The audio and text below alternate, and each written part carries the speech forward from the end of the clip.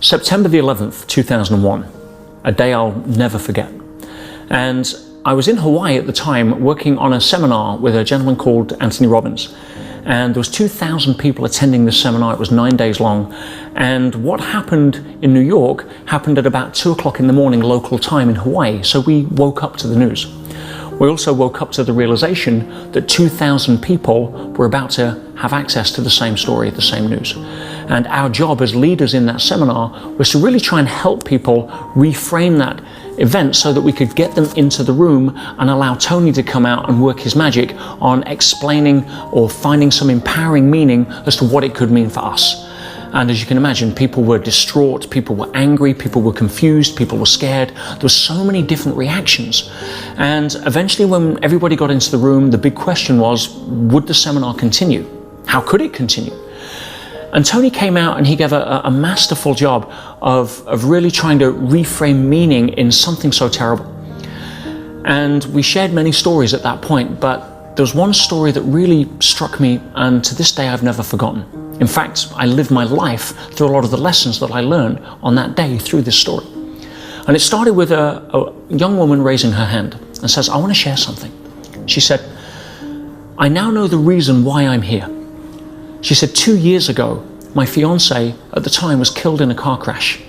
And she said, the meaning I chose to take out of that was that, meaning most people would take out of that, love, doesn't work. Never get too close to people. Never take anything for granted. Things can get taken away in a heartbeat. Always protect yourself. And she said 6 months after that, about 18 months before, she met a new guy and they started dating, but she was very reserved, always kept her distance, always getting over her story and what had happened to her. And at one point he'd even discussed about wanting to get married, but she wasn't ready. And then she felt a calling to come to the seminar.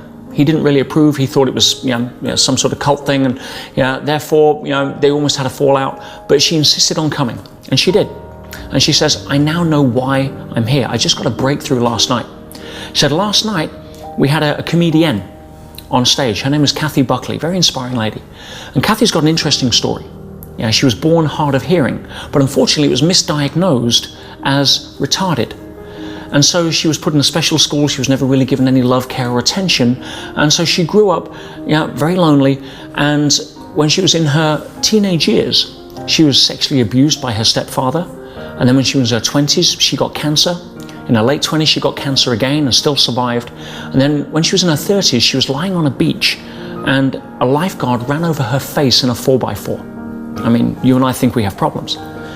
And Kathy epitomized at that time somebody that I call in victim mode. She was there letting life happen to her. But at that moment, she realized that she had to take life by the horns.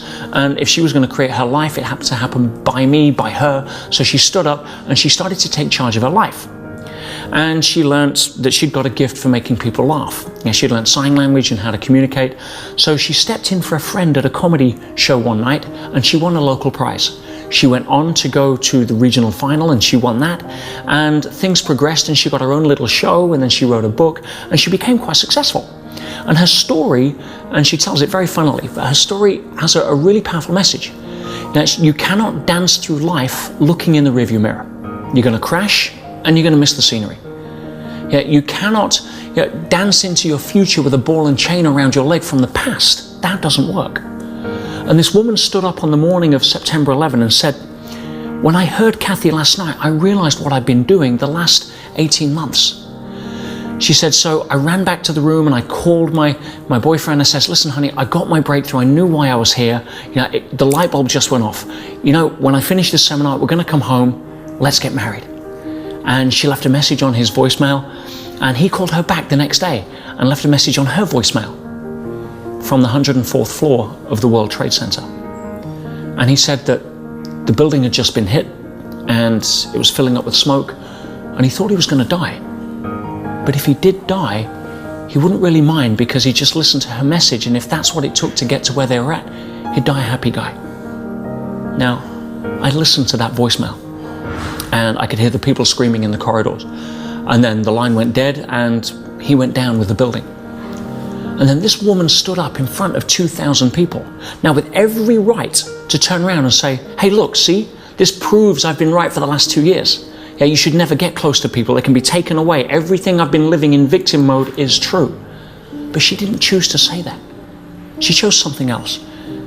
She got up and she said, I've played that game. I know where that leads. That is a tunnel, yeah, with no cheese. She said, instead, the meaning I'm going to take out of this is that I'm going to live every single day as if it's my last. I'm going to squeeze every drop and every ounce of passion that I can get out of each day and live my life from that place. Why? Because if I'd have done that 2 years ago, I'd have been married by now. And she inspired me and 2,000 other people to take that day and take that event and bond together with more passion, with more team spirit, with more commitment to squeezing the most out of life than we could ever have done in that scenario had we not been inspired. And people still ask me, where were you on 9/11? And I say, with the amount of transformations that we witnessed, with the amount of interventions that we were a part of, with the emotional roller coaster and the what could have been an ugly caterpillar turning into such a beautiful butterfly, that has to be without doubt one of the most empowering and inspiring days I've ever had the privilege of living. And all because the message was so simple. It is never, my friends, what happens to us in life. It's always the meaning we choose to give what happens to us that makes the difference.